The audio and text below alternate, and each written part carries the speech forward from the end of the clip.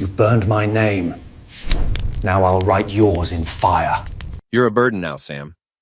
Jessie's words hit me like a sledgehammer to the chest as I sat in my wheelchair watching her brothers Dean and Mark toss my belongings into cardboard boxes with all the care of the garbage collectors. My vintage baseball card collection, the one I'd spent 20 years building, landed in a heap next to my old work boots. The boots I'd never wear again.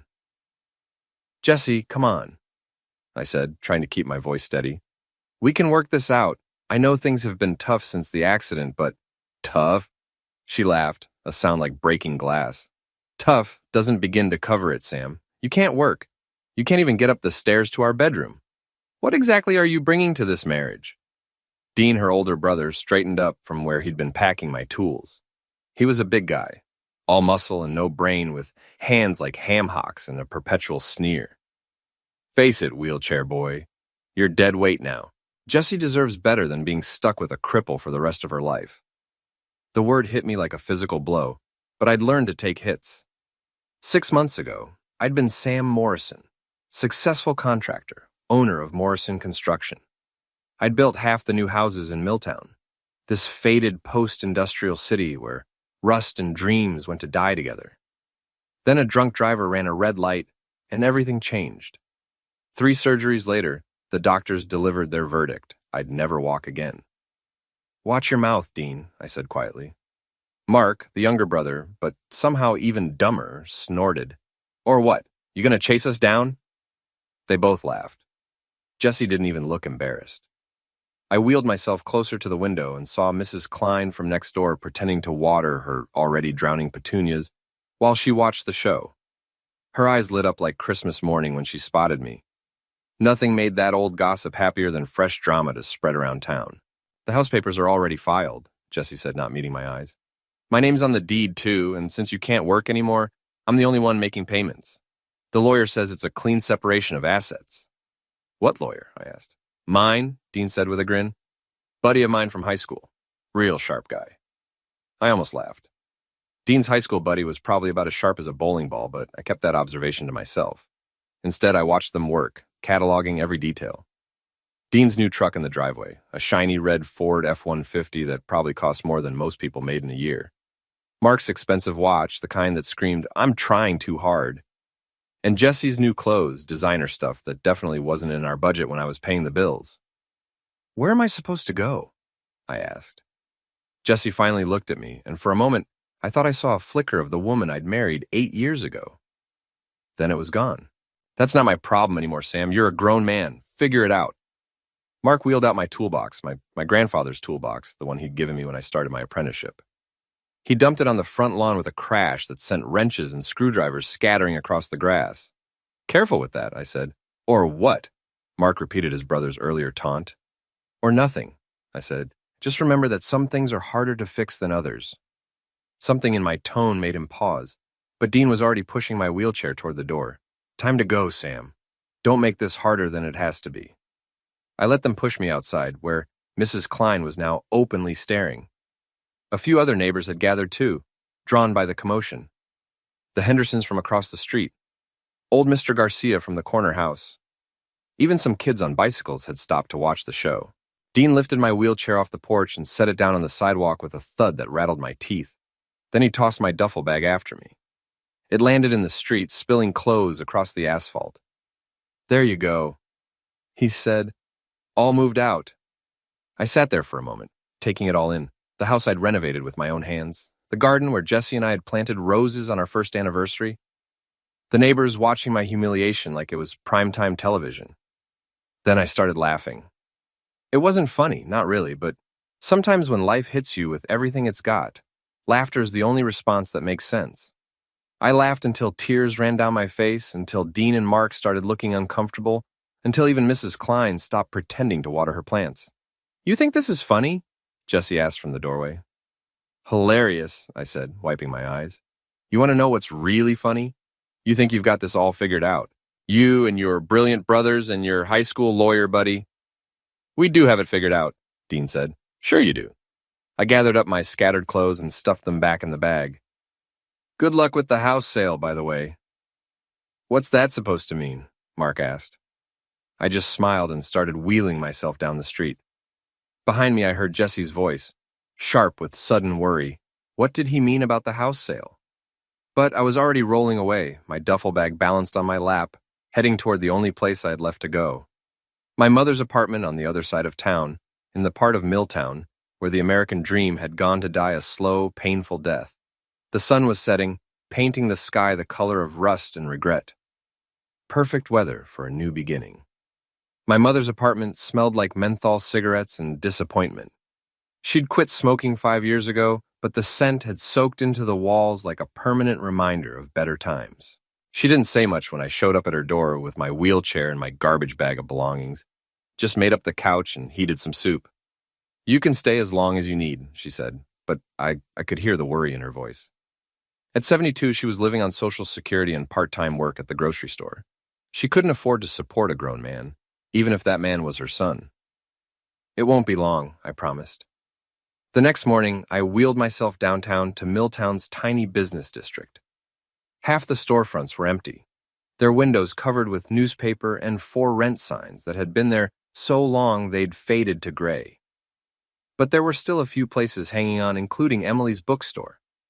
Page Turner Books occupied a narrow building between a pawn shop and a check-cashing place. Emily Chen had inherited it from her grandmother and somehow managed to keep it alive in an age when most people bought their books online. She was about my age, quiet and observant. With dark hair she kept in a practical ponytail and eyes that missed nothing. The bell above the door chimed as I wheeled inside. Emily looked up from behind the counter where she was sorting through a stack of used paperbacks. "Sam," she said, and her voice carried genuine warmth. "I heard about what happened. I'm sorry. News travels fast in Milltown. Mrs. Klein was in here 20 minutes after it happened, buying a romance novel and spreading gossip." Emily set down the books. "How are you holding up?" "Been better," I admitted. "Been worse too, I suppose." She came around the counter and pulled up a chair so we could talk at eye level. It was a small gesture, but it meant more than she probably knew. Most people either looked down at me now or avoided eye contact altogether. "What are you going to do?" she asked. "Honestly, I'm not sure yet, but I'm starting to think Jessie and her brothers might have bitten off more than they can chew." Emily raised an eyebrow. "Oh?" I'd known Emily for years, but we'd never been close friends. She was the quiet type, the kind of person who observed more than she spoke, but she'd always been kind to me, and right now, kindness was in short supply. "Can I trust you with something?" I asked. "Of course. The house they just threw me out of? It's not legally theirs to sell. When I bought it, I put it in a trust. Jessie's name is on some of the paperwork, but she can't transfer ownership without my signature. Dean's high school lawyer buddy apparently didn't do his homework." Emily's eyes widened slightly. "So they're stuck," I finished. "They can't sell it, can't refinance it, can't do anything with it. And the mortgage payments are due in 2 weeks. But won't they just come back to you for the signature?" I smiled, and it wasn't a nice smile. "They'll try, but I'm not feeling particularly cooperative these days." Emily was quiet for a moment, processing this information. Then she said, "My brother Ben is a lawyer, not like Dean's buddy. He actually passed the bar exam. He specializes in family law and divorce cases. I don't know if I can afford a lawyer right now." "Talk to him," Emily said. "He owes me some favors, and he doesn't like bullies. Plus, he works on contingency for cases he believes in." She wrote down an address on a piece of paper. "His office is above the diner on Main Street. Tell him I sent you." I pocketed the address. "Why are you helping me, Emily?" She was quiet for so long I thought she wasn't going to answer. Then she said, "Because some people deserve better than what they get. And because I've never liked Jessie Morrison." "Why not?" "That's a story for another time," she said. "But let's just say your wife isn't as innocent as she pretends to be." I left the bookstore with more questions than answers, but for the first time since the accident, I felt something other than despair. I felt curious. And curiosity, I was beginning to realize, could be a dangerous thing. Ben Chen's office was exactly what you'd expect from a small-town lawyer who worked on contingency. Cramped, cluttered, and smelling faintly of coffee and desperation. But Ben himself was sharp. He was younger than Emily, maybe early 30s, with the kind of intense focus that comes from growing up hungry and staying that way. "Emily says you need help with a divorce," he said after I'd wheeled into his office. "I need help with a lot more than that." I told him everything: the accident, Jesse's change in behavior, the eviction, the house situation. Ben took notes on a yellow legal pad, asking sharp questions that showed he was thinking several steps ahead. The trust situation is interesting, he said when I finished. But if you really want to understand what's going on, we need to follow the money. Your wife's brothers didn't just decide to help her out of the goodness of their hearts. Someone's paying for this. What do you mean? Dean's new truck, Mark's expensive watch, Jesse's designer clothes. Your wife was a part-time receptionist at a dental office, right? That's maybe $25,000 a year. Where's the money coming from? I hadn't thought about it that way, but he was right. What do you suggest? I suggest we do some digging. Legally, of course. Financial records, phone records if we can get them, maybe some surveillance. Surveillance? Ben grinned, and for a moment he looked exactly like his sister. Emily didn't tell you? I used to be a private investigator before I went to law school. Old habits die hard. 3 days later, Ben called with information. Your wife has been busy, he said.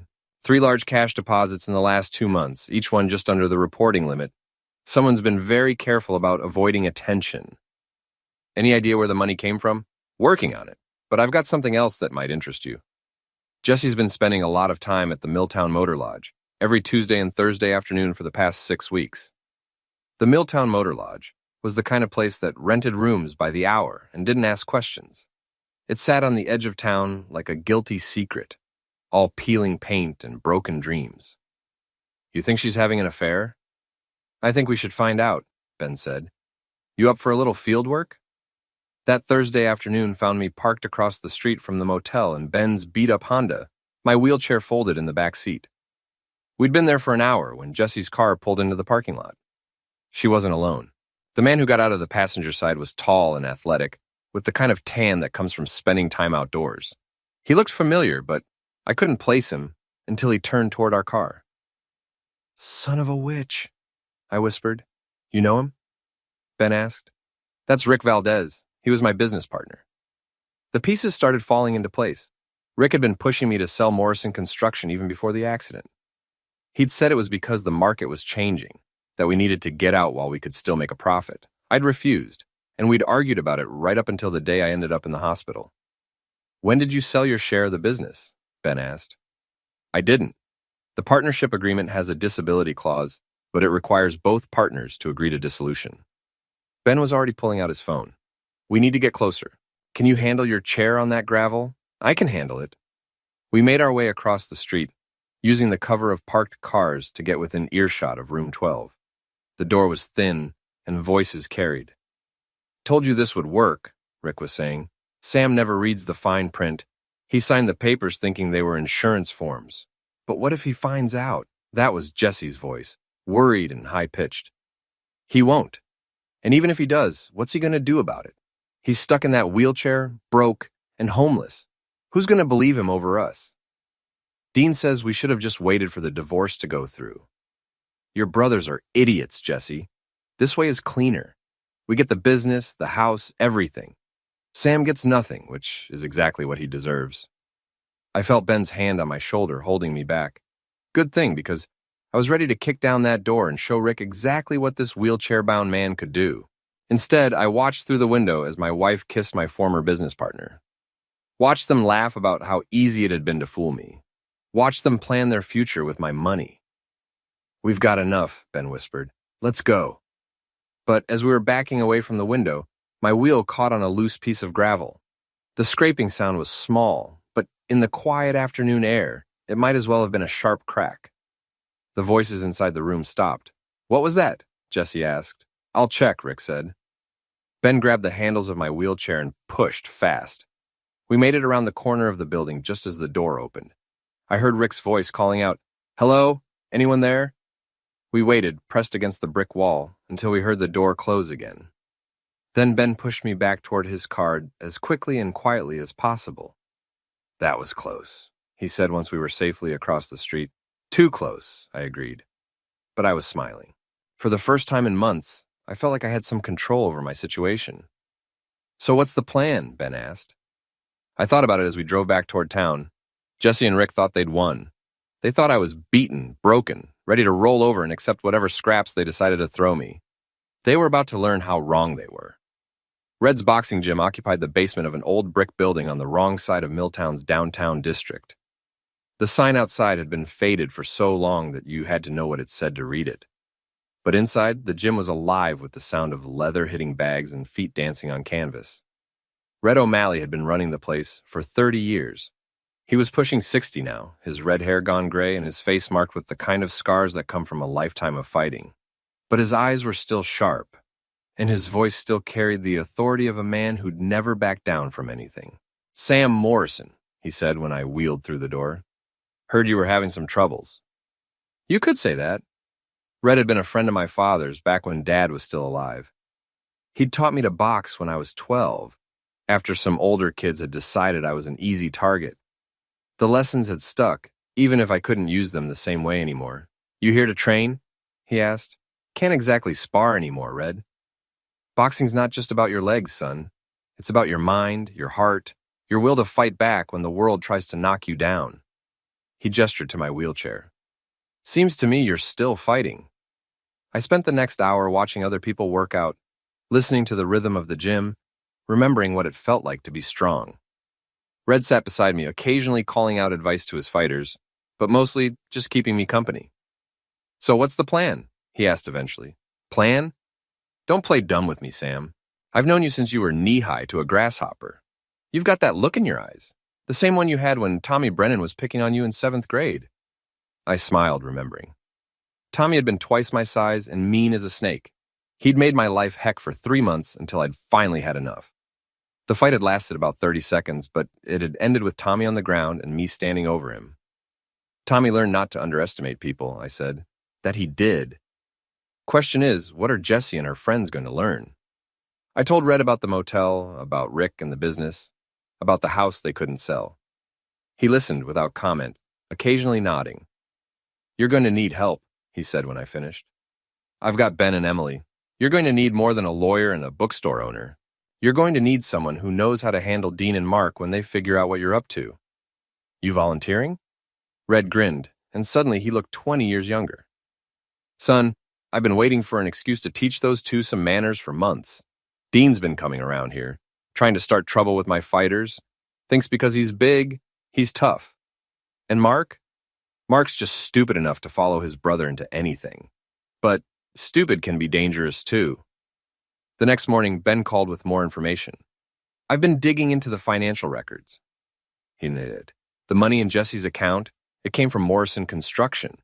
Rick's been paying himself consulting fees and funneling the money to your wife. Can we prove it? We can prove the money trail, but we need to prove fraud, and that's trickier. Unless what? Unless we can get them to admit it. On record." I thought about the conversation we'd overheard at the motel. What if we could get them to repeat what they said yesterday? That would work, but it would have to be admissible in court, which means we'd need their consent to record, or we'd have to do it in a public place where there's no expectation of privacy. An idea was forming in my mind. Dangerous and probably stupid, but potentially effective. What if we made them come to us? How? Leave that to me. That afternoon, I wheeled myself to the Milltown Diner, a place where everyone in town eventually showed up for coffee and gossip. Mrs. Klein was already there, holding court at a corner table with 3 other neighborhood women. Perfect. I ordered coffee and positioned myself at the counter where everyone could see me. Then I pulled out my phone and made a call. "Emily, it's Sam. Yeah, I'm at the diner." "What? Oh, the house thing? Yeah, that's all sorted out now. Turns out Jessie and her brothers made a big mistake. No, they can't sell it without my signature, and I'm not signing anything. What am I going to do? Well, I'm thinking of moving back in. It is half mine, after all." I spoke just loud enough for Mrs. Klein to overhear, which meant the entire town would know within an hour. Then I finished my coffee and wheeled home to wait. I didn't have to wait long. Dean showed up at my mother's apartment that evening, his face red with anger. Mark was with him, looking confused as usual. "We need to talk," Dean said. "About what?" "About the house. Jessie says you're planning to move back in." "It's my house, too," I said reasonably. "Why shouldn't I live there?" "Because you don't belong there anymore," Mark said. "Jessie doesn't want you there. What Jessie wants and what she's legally entitled to are 2 different things." Dean stepped closer, trying to intimidate me. "Look, wheelchair boy, we can do this easy or we can do it hard. But one way or another, you're going to sign those papers." "What papers?" The ones that transfer your share of the house to Jesse. I don't recall seeing any such papers.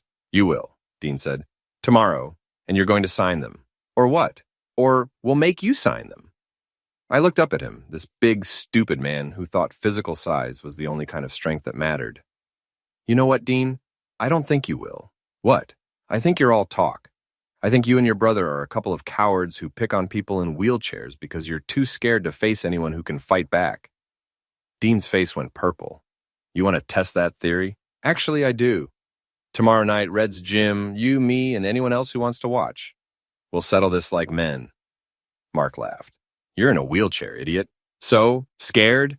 The challenge hung in the air between us.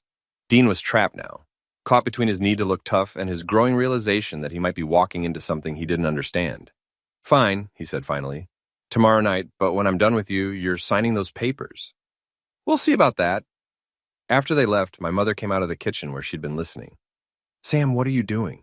What I should have done months ago, Mom. I'm fighting back. The next evening, Red's gym was packed. Word had spread through Milltown like wildfire. The crippled contractor was going to fight Dean Morrison. It was the kind of spectacle that brought out everyone from curious teenagers to old-timers who remembered when disputes were settled with fists instead of lawyers. Dean showed up with Mark and 3 other guys I didn't recognize. Jessie wasn't with them, which was probably smart on her part. Rick was nowhere to be seen either. You ready for this? Red asked me quietly. As ready as I'll ever be. Dean stripped off his shirt, showing off muscles built more for show than function. He was strong, I'd give him that, but he moved like a man who'd never been in a real fight. How's this supposed to work? He asked, gesturing at my wheelchair. However you want it to work, I said. You can stand, I'll sit. Seems fair to me. The crowd formed a rough circle around us. Someone had brought a phone to record the fight, which was exactly what I'd been hoping for. Dean came at me like I expected, all aggression and no technique. He threw a wild right hand that would have taken my head off if it had connected. But I'd been watching him, studying his movements, and I knew he'd telegraph his punches. I leaned left, grabbed his wrist as his fist went past my ear, and used his own momentum to pull him off balance. He stumbled forward, and I drove my other fist into his solar plexus. Dean doubled over, gasping. The crowd went quiet. Come on, Dean, I said. I thought you were going to make me sign those papers. He straightened up, his face red with embarrassment and anger. This time he tried to grab me, probably planning to tip over my wheelchair. But I was ready for that too. I caught his reaching hands and pulled him down while pushing back with my legs. The wheelchair rolled backward, and Dean found himself bent over at an awkward angle, off balance and vulnerable. I could have hit him then, could have ended it quickly. Instead, I let him go and rolled back out of range. What's wrong, Dean? Having trouble with the cripple? The third time he came at me, he was desperate and sloppy. I caught his punch, twisted his arm, and used the leverage to flip him over my lap. He hit the gym floor hard, and this time he didn't get up right away. Stay down, I advised him. You're embarrassing yourself. But Dean wasn't smart enough to stay down.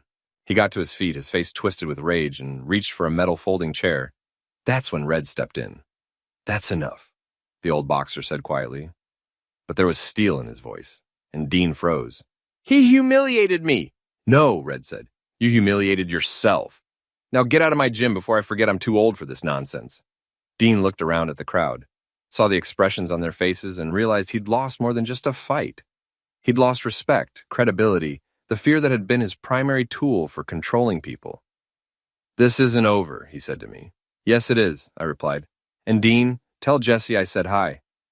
After the crowd dispersed, Red helped me clean up a split lip I'd gotten when Dean's second punch had grazed me. Feel better? He asked. Actually, yeah, I do. Good, because now the real work begins. He was right, of course. Humiliating Dean in public was satisfying, but it didn't solve my real problems. Jesse and Rick still had my business, still had most of my money, still thought they were going to get away with it. But now I had something I hadn't had before. Momentum. And in a small town like Milltown, momentum could be everything. The next morning, Ben called with news. Someone uploaded a video of your fight to social media, he said. It's already got 3,000 views. Is that good or bad? Depends on your perspective. The comments are interesting, though. Seems like Dean and Mark aren't as popular as they thought they were. What do you mean? People are sharing stories about times Dean bullied them, or Mark ripped them off. Or Jesse was rude to them at the dentist's office. It's like the whole town was just waiting for someone to stand up to them. I thought about that as I got ready for the day. In a place like Milltown, reputation was everything, and reputations, once damaged, were hard to repair. My phone rang. It was a number I didn't recognize. "Sam, this is Dr. Peterson from the dental office where Jesse works." "What can I do for you, Doc?" "Well, it's more what I can do for you. See, I've been hearing some interesting stories about my receptionist and her family, and I thought you might want to know that Jesse's been using my office phone to make personal calls. Long-distance calls to lawyers and banks and such." "That's interesting. I keep records of all calls made from the office. For tax purposes, you understand. I'd be happy to share those records with you, purely for business reasons, of course." "That's very generous of you, Dr. Peterson." "Well, I've always believed in doing the right thing. And between you and me, Sam, I never did like that woman's attitude." After I hung up, I sat in my wheelchair and smiled. The dominoes were starting to fall, and once they started, they'd be almost impossible to stop. But I wasn't done yet, not by a long shot. Emily was waiting for me when I arrived at the bookstore the next morning. She had that look on her face, the one that meant she'd been thinking about something all night and had come to a decision. "We need to talk," she said, flipping the sign on the door to "closed." "Sounds serious?" She led me to the back of the store, where she kept a small office, barely big enough for a desk and 2 chairs. The walls were covered with old photographs of Milltown from better days, when the factories were still running and people had hope for the future. "I wasn't completely honest with you the other day," she began, "when you asked why I didn't like Jesse, okay?" Emily sat down across from me, her hands folded in her lap. 5 years ago, my grandmother was still running the store. She was 87, but sharp as a tack. She'd been here for 40 years, knew everyone in town, extended credit to families who needed it. I waited for her to continue. Jesse came in one day with a story about needing books for a literacy program at the community center. Said they were starting a reading program for adults who'd never learned properly. She convinced my grandmother to donate $200 worth of books. Let me guess, there was no literacy program. There was no literacy program. Jesse sold the books online and kept the money. When my grandmother found out, she was heartbroken. Not because of the money, but because she'd trusted someone who lied to her face. Emily's voice was steady, but I could see the anger in her eyes. My grandmother died 6 months later, heart attack. The doctor said it was just her time, but I think losing faith in people contributed to it. She'd always believed the best about everyone. I'm sorry. The point is, Jesse's been running cons for years, small ones mostly. Nothing big enough to get her in serious trouble, but enough to make a living off other people's kindness. Why didn't anyone call her out on it? Because she was married to you. You had a good reputation in this town, Sam. People respected you. They figured if you trusted her, she must be okay. The irony wasn't lost on me. My reputation had been protecting the woman who was now destroying me. There's more, Emily continued. I've been asking around since we talked. Jesse's been telling people that you were harmful and controlling, that she stayed with you as long as she could, but after the accident, you became violent and unpredictable. That's a lie. I know it's a lie. But some people are starting to believe it. She's very convincing when she wants to be. I felt something cold settle in my stomach. This was worse than I'd thought. It wasn't just about money or property anymore.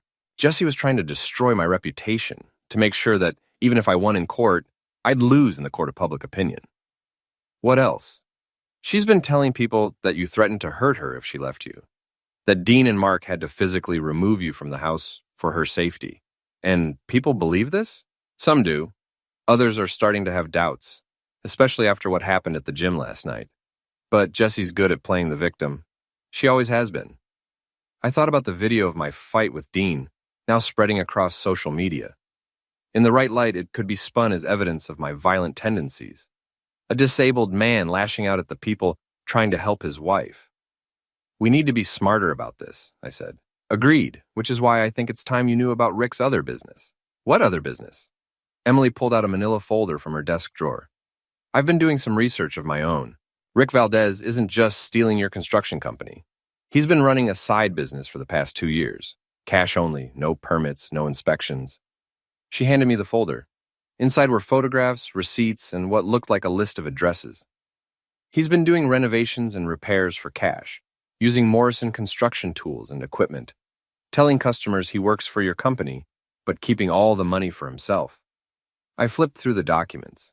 There were dozens of jobs, some of them substantial, bathroom renovations, kitchen remodels, even a few small additions. How did you get all this? I have my ways. The point is, Rick's been defrauding your customers and stealing from your business for years, even before your accident. This is enough to put him in prison. It's enough to destroy him, Emily agreed. But we need to be careful how we use it. If we just turn this over to the police, Jessie will claim she knew nothing about it. She'll play the innocent wife who was deceived by both her husband and his business partner. So what do you suggest? Emily smiled, and for the first time since I'd known her, she looked genuinely dangerous. I suggest we give them enough rope to hang themselves. That afternoon, I called Rick directly. He answered on the third ring, his voice cautious. Sam, I heard about your little performance at the gym last night. Word travels fast.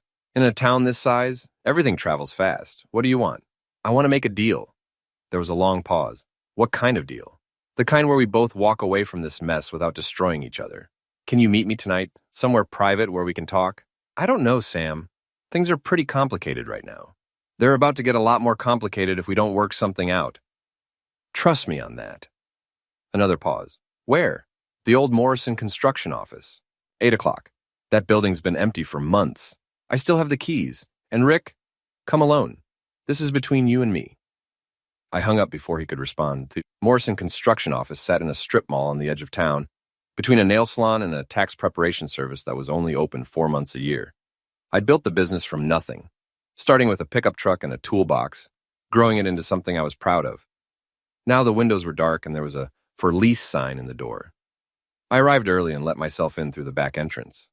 The office still smelled like coffee and sawdust, still had my father's picture on the wall, and the awards I'd won from the Chamber of Commerce. But everything else was gone. The computers, the files, the furniture. Rick had cleaned me out completely. I positioned myself behind the reception desk and waited. Rick showed up at 8:15 looking nervous. He was alone, as I'd requested, but I could see him checking the parking lot before he came inside. Sam, he said, you look good, considering. Considering you've been stealing from me for 2 years? His face went pale. I don't know what you're talking about. Sure you do. I pulled out Emily's folder and spread some of the photographs across the desk. Nice work on the Henderson bathroom, by the way, though I noticed you didn't pull permits for the electrical work. Rick stared at the photos like they were poisonous snakes. Where did you get these? Does it matter? The question is, what are we going to do about it? What do you want? I want my business back. I want my money back. And I want you to stay away from my wife. Jessie's not your wife anymore, Sam. She filed for divorce yesterday. On what grounds? Irreconcilable differences, plus the misuse allegations. What misuse allegations? Rick smiled, and it wasn't a nice smile. The ones about how you threatened to end her if she left you. How you threw things at her when you got angry about being in the wheelchair. How she was afraid to sleep in the same house with you. That's all lies. Prove it. We stared at each other across the desk. Rick thought he held all the cards. He thought the misuse allegations would make me back down, would make me accept whatever scraps he was willing to throw me. He was wrong. You know what, Rick? I don't think I want to make a deal after all. What? I started gathering up the photographs. I think I'll just turn all this evidence over to the district attorney and let him sort it out. Tax evasion, fraud, theft of services, you're looking at 5 to 10 years minimum. Wait. Rick's voice was sharp with panic. Let's not be hasty here. Why not? You've been hasty enough. Stealing my business, sleeping with my wife, spreading lies about me. Seems like haste is the order of the day. What do you want? I told you what I want, but the price just went up. How much?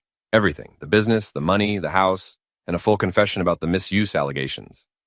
I can't do that. Jessie will end me. Jessie's not your biggest problem right now. I am. Rick was sweating now, his confident facade cracking. Sam, be reasonable. We can work something out. Can we? Because from where I'm sitting, it looks like you've been planning to screw me over from the beginning, even before the accident. That's not true. Isn't it? You were pushing me to sell the business months before I got hurt. You had access to all our accounts, all our client information. You knew exactly what you were stealing. Rick's shoulders slumped. It wasn't supposed to happen like this. How was it supposed to happen? We were just going to buy you out. Fair market value. But then you refused to sell, and the accident happened, and Jesse said, what did Jesse say? She said you were never going to be the same, that you'd lost your edge, your drive, that the business would fail if we left you in charge. So you decided to take it away from me. We decided to save it, to keep it running, to preserve what you'd built by stealing it, by taking control when you couldn't. I looked at this man I'd once considered a friend, this person I'd trusted with my business and my livelihood. He actually believed what he was saying. He'd convinced himself that theft was salvation, that betrayal was kindness. You know what the really sad part is, Rick? What? If you'd just been honest with me, if you'd come to me and said you thought I needed help, we could have worked something out. I might have agreed to sell or to bring in a manager or to restructure the partnership. Would you have? We'll never know now, will we? Rick was quiet for a long moment. Then he said, what happens now? Now you're going to sign some papers. What papers? I pulled out a document Ben had prepared. A full confession. Details about the side business, the stolen money, the forged signatures, everything. And if I don't, then I go to the police tomorrow morning. And I make sure every contractor in the state knows what you did. You'll never work in construction again. Rick read through the confession slowly, his face growing paler with each page. This will destroy me. You destroyed yourself.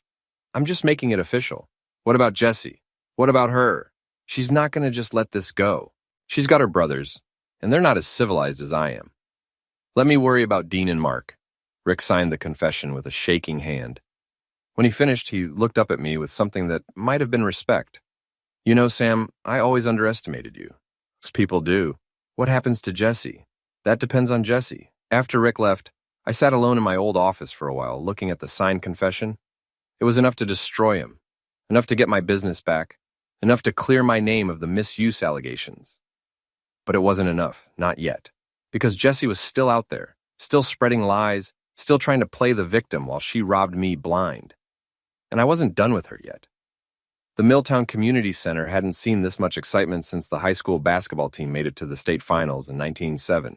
Word had spread through town like wildfire. Sam Morrison was calling a public meeting to set the record straight. By 7 o'clock, every folding chair in the main hall was occupied, and people were standing along the walls. I'd spent 3 days preparing for this moment, working with Ben and Emily to make sure every detail was perfect. We'd sent formal invitations to everyone who mattered, the mayor, the police chief, the newspaper editor, the president of the Chamber of Commerce. We'd also made sure that certain other people received special invitations. Jessie sat in the third row, flanked by Dean and Mark. She was dressed conservatively, playing the part of the grieving wife who'd been forced to leave her harmful and controlling husband. Her eyes were red-rimmed as if she'd been crying. It was a good performance. Rick wasn't there. He'd left town that morning, according to Ben's sources. Smart move on his part. I wheeled myself to the front of the room and positioned myself behind a small table where Ben had arranged several manila folders and a portable microphone. The crowd grew quiet, waiting. Thank you all for coming, I began. I know there have been a lot of rumors going around town about me, about my wife, about what happened between us. I thought it was time you heard the truth. We've heard plenty of truth, Dean called out from his seat, about how you threatened Jessie, about how you became violent after your accident. Have you? I turned to look at him.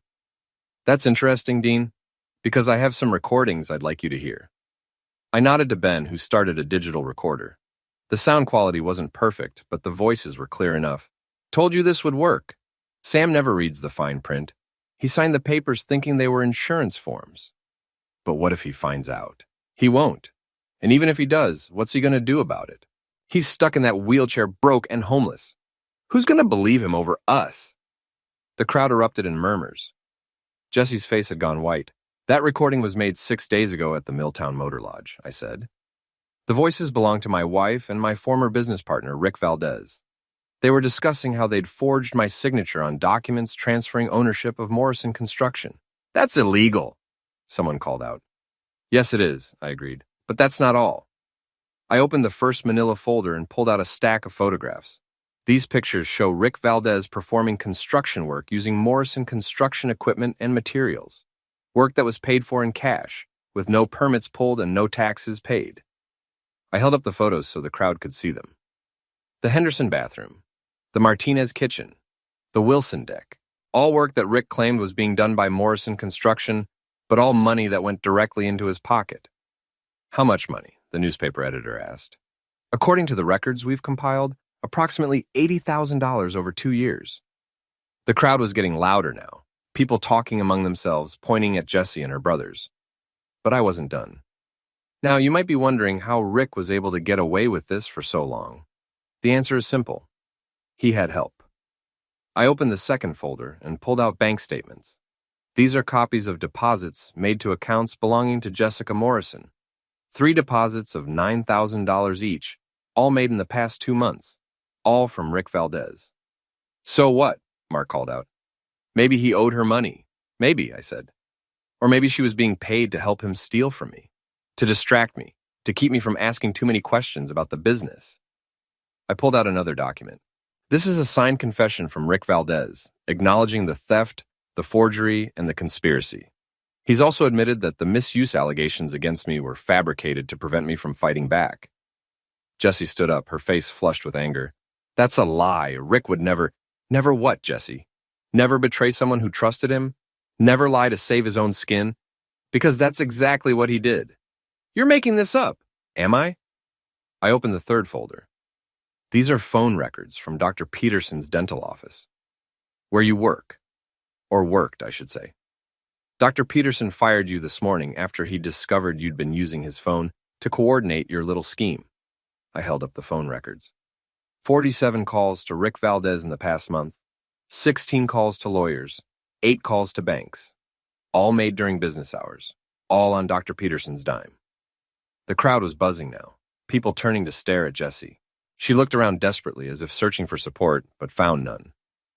You want to know what really happened? I continued. I'll tell you. My wife decided she didn't want to be married to a man in a wheelchair, so she conspired with my business partner to steal everything I owned.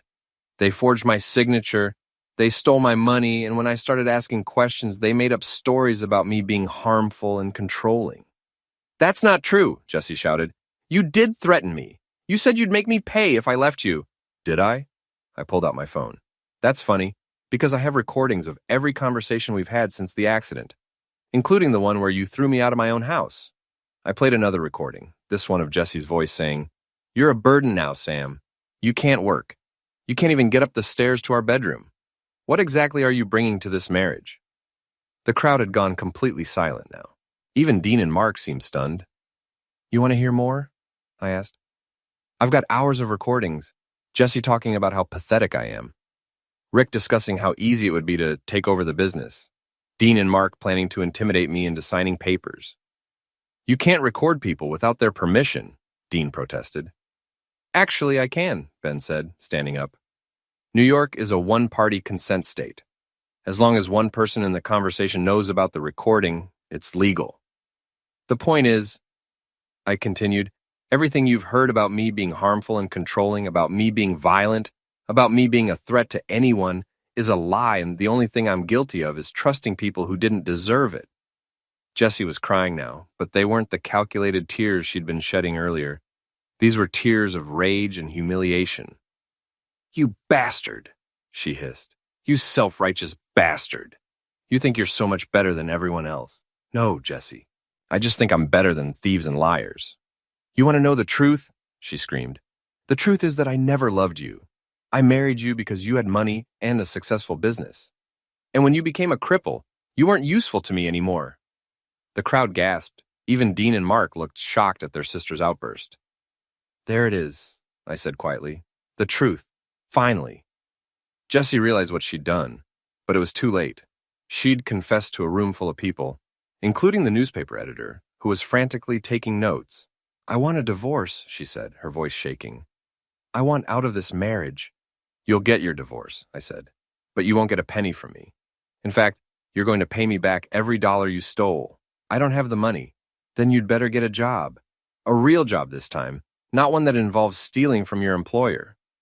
The police chief, who'd been sitting quietly in the back, stood up. Sam, do you want to press charges? I looked at Jessie, at Dean, and Mark, at the crowd of people who'd watched my humiliation and were now witnessing my vindication. Yes, I said. I want to press charges for theft, fraud, forgery, and conspiracy. All of them. You can't do this to us, Mark protested. We're family. No, I said. You're criminals, and criminals belong in jail. The police chief nodded to his deputies, who moved toward Jessie and her brothers. The crowd parted to let them through. This isn't over, Sam, Dean shouted as the handcuffs clicked around his wrists. You think you've won, but this isn't over. Yes, it is, I said. It's been over since the day you underestimated me. As they were led away, the crowd began to disperse. People came up to me, shaking my hand, apologizing for believing the lies, offering their support. Mrs. Klein, the neighborhood gossip who'd started so many rumors, actually had tears in her eyes. I'm sorry, Sam, she said. I should have known better. It's okay, Mrs. Klein. We all make mistakes. Emily appeared at my side as the hall emptied out. How do you feel? Tired, I admitted, but good. Like I can finally move forward. What's next? Next, I rebuild. The business, my reputation, my life. All of it. Need any help? I looked at her, this quiet woman who'd stood by me when everyone else had believed the lies. Actually, yes. Morrison Construction is going to need a new office manager. Someone trustworthy, someone smart, someone who knows how to spot a liar from a mile away. Emily smiled. I might know someone who fits that description. As we left the community center together, I felt something I hadn't experienced in months. Hope. The road ahead wouldn't be easy. There would be legal battles, financial struggles, the slow work of rebuilding trust and reputation, but I was ready for it. Because I'd learned something important in the past few weeks. I'd learned that being knocked down doesn't make you weak. What makes you weak is staying down. And I wasn't staying down anymore. 6 months later, Morrison Construction was back in business. We'd moved to a new office, hired 3 new employees, and taken on more work than we could handle. The insurance money from Rick's theft conviction had helped, but mostly it was word of mouth. People in Milltown respected someone who fought back, who didn't give up when things got tough. Jessie had pled guilty to conspiracy and received 2 years probation and an order to pay restitution. Dean got 6 months in county jail for intimidation and assault. Mark got community service and a suspended sentence, mostly because he was too stupid to be considered a real threat. Rick had disappeared completely. Rumor was he'd moved to Florida and was working as a handyman under an assumed name. I hoped he'd learned something from the experience, but I doubted it. As for me, I was doing better than I had in years. The wheelchair was still there, would always be there, but it wasn't the limitation I'd once thought it was. It was just another tool, like a hammer or a saw. Something to work with, not something to work around. Emily and I had grown closer over the months, our professional relationship gradually becoming something more personal. She still ran the bookstore, but she also handled the administrative side of Morrison Construction. She was good at both, and she made me laugh, which was something I'd forgotten how to do. One evening, as we were closing up the office, she asked me a question that had been on both our minds. Do you ever regret it, the way you handled everything with Jessie? I thought about it for a moment. No, they made their choices and I made mine. The only thing I regret is not seeing who they really were sooner. And now? Now I know better. Now I know that trust has to be earned, not given away freely. Is that a warning? I smiled. It's a promise. To both of us. Outside, the sun was setting over Milltown, painting the sky the colors of rust and gold. It was beautiful in its way. Even dying towns could have their moments of grace. I locked the office door and wheeled out to where Emily was waiting by her car. Tomorrow would bring new challenges, new projects, new opportunities to build something worthwhile. But tonight, for the first time in longer than I could remember, I was exactly where I wanted to be. With someone who saw me as I really was, not as what I used to be or what I might have been. Just Sam Morrison, contractor, survivor, fighter. The man who proved that being called a burden doesn't make you one.